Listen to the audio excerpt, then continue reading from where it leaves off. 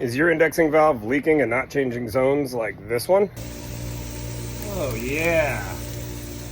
First step, remove the 4 screws. Then remove the top hat. Then remove the cam.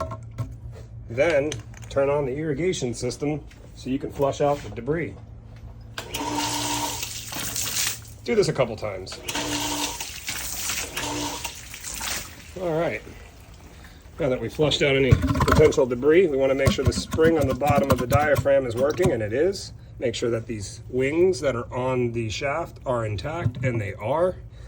So it looks like this one was missing the bottom O-ring. So that is obviously why this was leaking. It's going to be a matter of me putting on new O-rings, and I'll show you what that looks like in a second. All right, and there you have it. There's the new O-rings on the cam. The old O-ring was flattened. It would have still worked, but if we're replacing one O-ring, let's replace them both. And then if you look on the cam, there's a keyhole right there on the left-hand side, near my finger here.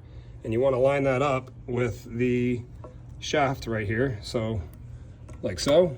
And then the only other thing you need to line up when you're putting this back together is, number 1, make sure you can see the numbers on the top so you know you put it on right side up. And number 2, make sure the notch lines up with the post right there. And then the last thing you have to do is put the little top hat back on there, screw the screws in, and check and see if it's got a leak. Screws back in, let's go ahead and turn it on. And there you have it. No more leak, not even a little bit. All right, let's go inspect the irrigation system now. Installing the new O-rings got rid of the leak. Flushing the indexing valve got rid of any debris that was stopping the system from switching zones. That's all working. Check this out. There it is in all of its glory. And just so you know it's outside, there's the pool.